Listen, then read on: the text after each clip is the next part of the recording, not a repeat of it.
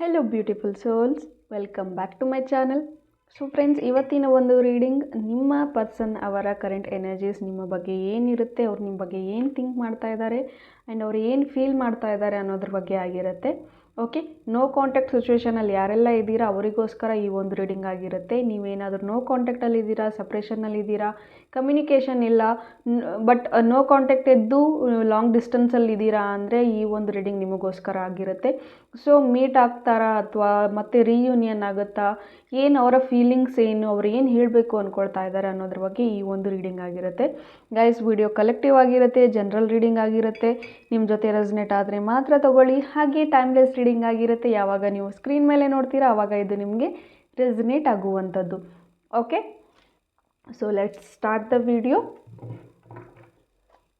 So ನಿಮ್ಮ person ಅವರ ಹೆಸರನ್ನು ಮನಸ್ಸಲ್ಲಿ ಹೇಳ್ಕೊಳ್ಳಿ ಅಥವಾ ಅವರ ಒಂದು ಭಾವಚಿತ್ರನ ವಿಜುವಲೈಸ್ ಮಾಡ್ಕೊಳ್ಳಿ. ಸೊ ದಟ್ ಅವ್ರು ಏನು ಫೀಲ್ ಮಾಡ್ತಾ ಇದ್ದಾರೆ, ಅವ್ರು ಏನು ಹೇಳಬೇಕು ಅಂದ್ಕೊಳ್ತಾ ಇದ್ದಾರೆ ಅನ್ನೋದನ್ನು ನೋಡೋಣ. Okay, the hermit. ಸೊ ಇವರು ಇಲ್ಲಿ ತುಂಬ ಲೈಫಲ್ಲಿ ತುಂಬಾ ಎಕ್ಸ್ಪೀರಿಯನ್ಸ್ಡ್ ಅನ್ನೋದಾಗಿದೆ, ತುಂಬ ಲೆಸನ್ಸ್ ಅನ್ನೋದನ್ನು ಕಲ್ತಿದ್ದಾರೆ, ತುಂಬ ಸ್ಟ್ರೆಸ್ ಅನ್ನೋದನ್ನು ತೊಗೊಂಡಿದ್ದಾರೆ ಆ್ಯಂಡ್ ತುಂಬ ಸರ್ಚಿಂಗಲ್ಲಿದ್ದಾರೆ. ಏನೋ ಒಂದು ಕಳ್ಕೊಂಡಿರೋದನ್ನು ಹುಡ್ಕೊಳ್ತಾ ಹೋಗ್ತಾ ಇದ್ದಾರೆ ಅನ್ನೋ ಥರ ಹೇಳಬಹುದು.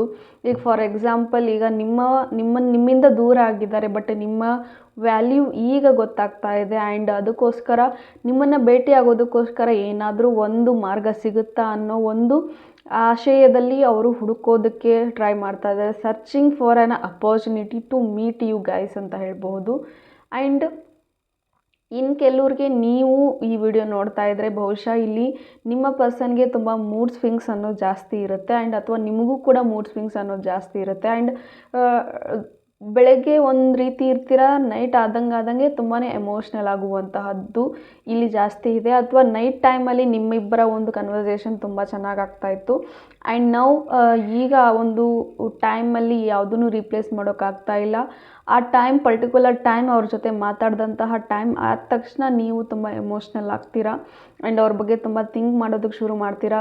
ಎಲ್ಲವೂ ಸರಿ ಇತ್ತು, ಬಟ್ ಸ್ಟಿಲ್ ಯಾವುದೂ ಸರಿ ಇಲ್ಲ, ಈಗ ಇದ್ದಕ್ಕಿದ್ದಾಗೆ ಲೈಫಲ್ಲಿ ತುಂಬಾ ಚೇಂಜ್ ಆಗಿಬಿಡುತ್ತಲ್ಲ, ಏನಾಯಿತು ಅಂತ ನೀವು ಥಿಂಕ್ ಮಾಡ್ತಾ ಇರ್ತೀರಾ. ಆ್ಯಂಡ್ ಎಲ್ಲೋ ಒಂದು ಕಡೆ ನೀವು ನಿಮ್ಮ ಪರ್ಸನ್ ಮೂವ್ ಆನ್ ಆಗಿದ್ದಾರೆ. ಸೊ ನಾವು ಮೂವ್ ಆನ್ ಆಗಿಬಿಟ್ಟಿದ್ದೀವಿ ಈಗ. ಸೊ ಇನ್ನೂ ಮುಂದುವರ್ಸೋದಾ ಬೇಡವಾ ಅಂತ ಕನ್ಫ್ಯೂಷನ್ಸ್ ಇದ್ದರೆ, ಸದ್ಯಕ್ಕೆ ಮುಂದುವರ್ಸೋದಾ ಬೇಡವಾ ಅನ್ನೋದಕ್ಕಿಂತ ಹೆಚ್ಚಾಗಿ ಇಲ್ಲಿ ಏನು ಕಾನ್ಫ್ಲಿಕ್ಟ್ಸ್ ನಡೀತಾ ಇದೆ, ನಿಮ್ಮ ಇಬ್ಬರ ಮಧ್ಯೆ ಒಂದು ಆರ್ಗ್ಯುಮೆಂಟ್ ಏನಾಗಿತ್ತು, ಏನು ಜಗಳ ಆಗಿತ್ತೋ ಅದನ್ನೇ ಇನ್ನೂ ನೀವಿಬ್ಬರು ಡ್ರ್ಯಾಗ್ ಮಾಡ್ತಾ ಇದ್ದೀರಾ ಅಂತ ಹೇಳಬಹುದು. ಅದರ ಒಂದು ಜಗಳದ ಒಂದು ವಿಚಾರದಲ್ಲೇ ಇಲ್ಲಿ ತುಂಬಾ ಕಾಂಪ್ಲಿಕೇಶನ್ಸ್ ಆಗಿತ್ತು, ತುಂಬ ಆರ್ಗ್ಯುಮೆಂಟ್ಸ್ ಆಗಿತ್ತು. ಬಹುಶಃ ಇಲ್ಲಿ ಫ್ಯಾಮ್ಲಿ ಮಧ್ಯೆ ಸ್ವಲ್ಪ ಜಗಳಗಳನ್ನೋದು ಆಗಿತ್ತು ಅಂತ ಬರ್ತಾ ಇದೆ. ಈಗ ಬಹುಶಃ ನಿಮ್ಮ ಇಬ್ಬರ ಮಧ್ಯೆ ಒಂದು ಅಂಡರ್ಸ್ಟ್ಯಾಂಡಿಂಗ್ ಅಂತ ಬಂದು ಮದುವೆವರೆಗೂ ಹೋಗಿ ಇದು ನಿಂತು ಹೋಗಿದೆ ಅಂತ ಹೇಳಬಹುದು. ಅಥವಾ ಮದುವೆ ಆಗಿದೆ ಬಟ್ ಡಿವೋರ್ಸ್ ಇದಕ್ಕೆ ಬಂದಿದೆ ಅಂತ ಹೇಳಬಹುದು ಕೆಲವ್ರದ್ದು. ಜಸ್ಟ್ ಬಿಕಾಸ್ ಫ್ಯಾಮಿಲಿ ರಿಲೇಟೆಡ್ ವಿಚಾರದಲ್ಲಿ ಇಲ್ಲಿ ಜಾಸ್ತಿ ಜಗಳ ನಿಮ್ಮಿಬ್ಬರ ಮಧ್ಯೆ ಆಗ್ತಾ ಇರೋದು ಮೂರನೇ ವ್ಯಕ್ತಿಗಳಿಂದ ಅಂತ ಹೇಳಬಹುದು. ಬೇರೆದವ್ರಿಗೋಸ್ಕರ ನಿಮ್ಮ ಪರ್ಸನ್ ಸಪೋರ್ಟ್ ಮಾಡೋದು ಆ್ಯಂಡ್ ಬೇರೆದವ್ರಿಗೋಸ್ಕರ ನೀವು ಬೇರೆದವ್ರಿಗೋಸ್ಕರ ನಿಮ್ಮ ಪರ್ಸನ್ ಜೊತೆ ಜಗಳ ಆಡೋದು, ಬೇರೆದವರ ಪ್ರಿಯಾರಿಟಿನ ಇಲ್ಲಿ ಹೆಚ್ಚು ಆಗ್ತಾ ಇರೋದಕ್ಕೆ ನಿಮ್ಮಿಬ್ಬರ ಒಂದು ಗ್ಯಾಪ್ ತುಂಬ ಜಾಸ್ತಿ ಆಗಿದೆ ಅಂತ ಹೇಳಬಹುದು. ಆ್ಯಂಡ್ ಅದ್ರ ಬಗ್ಗೆನೇ ಅವ್ರು ಯೋಚನೆ ಮಾಡ್ತಾ ಇದ್ದಾರೆ, ಯಾಕೆ ನನ್ನನ್ನೇ ಪ್ರಿಯಾರಿಟೈಸ್ ಮಾಡ್ತಾ ಇಲ್ಲ ನನ್ನ ಪರ್ಸನ್ ಅಂತ ಅವರು ಥಿಂಕ್ ಮಾಡ್ತಾ ಇದ್ದಾರೆ. ಆ್ಯಂಡ್ ನೀವು ಕೂಡ ಹಾಗೆ ಥಿಂಕ್ ಮಾಡ್ತಾ ಇದ್ದೀರಾ, ಯಾಕೆ ನನ್ನನ್ನು ಅವ್ರು ಪ್ರಿಯಾರಿಟೈಸ್ ಮಾಡಲಿಲ್ಲ, ನನ್ನ ಮಾತನ್ನ ಯಾಕೆ ಕೇಳಬಹುದಿತ್ತಲ್ಲ. ಆ್ಯಂಡ್ ನೀವೊಂದು ಏನೋ ಹೇಳೋದಕ್ಕೆ ಹೋದ್ರಿ, ಅದು ಅವ್ರು ಇನ್ನೇನೋ ತಿಳ್ಕೊಂಡ್ರು, ಅಲ್ಲಿಂದಲ್ಲಿ ಕ್ಲ್ಯಾಶಸ್ ಆಯಿತು.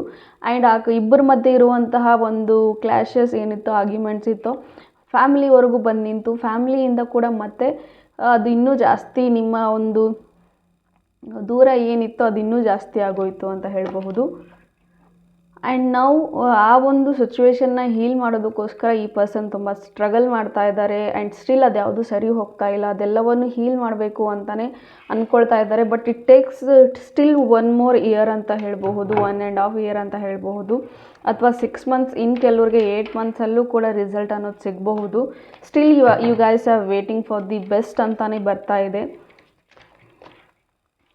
ಆ್ಯಂಡ್ ನಿಮಗೆ ಕಾರ್ಡ್ ತೊಗೊಳ್ಳೋದಾದರೆ ನಾನು 5 of Cups ಬರ್ತಾ ಇದೆ. ನೀವೇನು ವಿಡಿಯೋ ನೋಡ್ತಾ ಇದ್ದೀರಾ, ನಿಮಗೆ ಒಂದು ಯೂನಿವರ್ಸ್ ಕಡೆಯಿಂದ ಗೈಡೆನ್ಸ್ ಸಿಗ್ತಾ ಇರೋದು ಪಾಸ್ಟಲ್ಲಿ ಆಗಿರುವಂತಹ ವಿಚಾರಗಳನ್ನೇ ನೆನೆದು ಅಳಬೇಡಿ, ಅಳ್ತಾ ಕೂಡಬೇಡಿ ಅಂತ ಬರ್ತಾ ಇದೆ. ಪಾಸ್ಟಲ್ಲಿ ಆಗೋಗಿದೆ ಅದು. ಪ್ರೆಸೆಂಟಲ್ಲಿ ಏನು ಮಾಡಬೇಕು, ಈ ಪ್ರೆಸೆಂಟಲ್ಲಿ ನೀವು ತಗೊಳ್ಳುವಂತಹ ಆ್ಯಕ್ಷನ್ಸ್ ಏನಿದೆ ಆ ಫ್ಯೂಚರಲ್ಲಿ ನಿಮಗೆ ಒಂದು ದಾರಿ ಅನ್ನೋದನ್ನು ಕಂಡುಕೋಬಹುದು, ಆ ಒಂದು ಡೆಸ್ಟಿನಿ ಅನ್ನೋದನ್ನು ರೀಚ್ ಮಾಡಬಹುದು. ಸೊ ಪ್ರೆಸೆಂಟಲ್ಲಿ ಬನ್ನಿ, ಪ್ರೆಸೆಂಟಲ್ಲಿ ಏನು ಮಾಡಬೇಕು ಅಂತ ವಿಚಾರ ಮಾಡಿ ಅಂತ ಗೈಡೆನ್ಸ್ ಸಿಗ್ತಾ ಇದೆ. ಸೊ ಪಾಸ್ಟಲ್ಲಿ ಆಗೋಗಿರೋದ್ರ ಬಗ್ಗೆ, ಜಗಳಗಳ ಬಗ್ಗೆ, ಎಲ್ಲದ್ರ ಬಗ್ಗೆನೂ ಸ್ವಲ್ಪ ಬಿಟ್ಟು ಹೀಲ್ ಆಗಿ, ಬಿಕಾಸ್ ತುಂಬಾ ಡಿಪ್ರೆಷನ್ನಲ್ಲಿದ್ದೀರಾ ಅಂತ ಬರ್ತಾ ಇದೆ. ತುಂಬ ಡಿಪ್ರೆಸ್ಡ್ ಆಗಿದ್ದೀರಾ, ಒಂದು ನಿರ್ಲಿಪ್ತತೆ ಅನ್ನೋದು ಬಂದುಬಿಟ್ಟಿದೆ. ಯಾರೂ ನನ್ನ ಲೈಫಿಗೆ ಬೇಡ, ಯಾರೂ ನನಗೆ ಬೇಡ ಅಂತ ಈ ಥರ ನೀವೇನಾದರೂ ಥಿಂಕ್ ಮಾಡ್ತಾ ಇದ್ದರೆ just heal yourself first ಅಂತ ಹೇಳ್ತೀನಿ.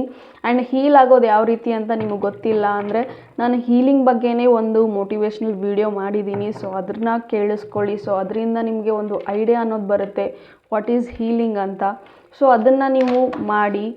ಆ್ಯಂಡ್ ನೆಕ್ಸ್ಟ್ ನಿಮಗೆ ಸಿಗ್ತಾ ಇರೋದು the empress card. Self growth ಕಡೆ ಫೋಕಸ್ ಮಾಡಿ, ಸೆಲ್ಫ್ ಲವ್ ಕಡೆ ಫೋಕಸ್ ಮಾಡಿ.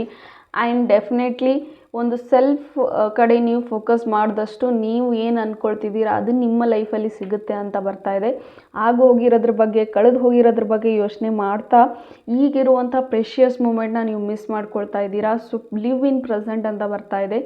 ಈಗ ಏನು ವಿಚಾರಗಳನ್ನು ಮಾಡ್ತೀರಾ, ಈ ಒಂದು ಪ್ರೆಸೆಂಟ್ ಮೂಮೆಂಟಲ್ಲಿ ಪಾಸ್ಟ್ ಬಗ್ಗೆ ಯೋಚನೆ ಮಾಡ್ತಾ ಇದ್ದರೆ ಫ್ಯೂಚರಲ್ಲಿ ತುಂಬ ರಿಗ್ರೆಟ್ ಆಗಬೇಕಾಗುತ್ತೆ. So forget about the past ಅಂತ ಹೇಳ್ತೀನಿ. ಪಾಸ್ಟ್ ಬಗ್ಗೆ ಮರೀರಿ.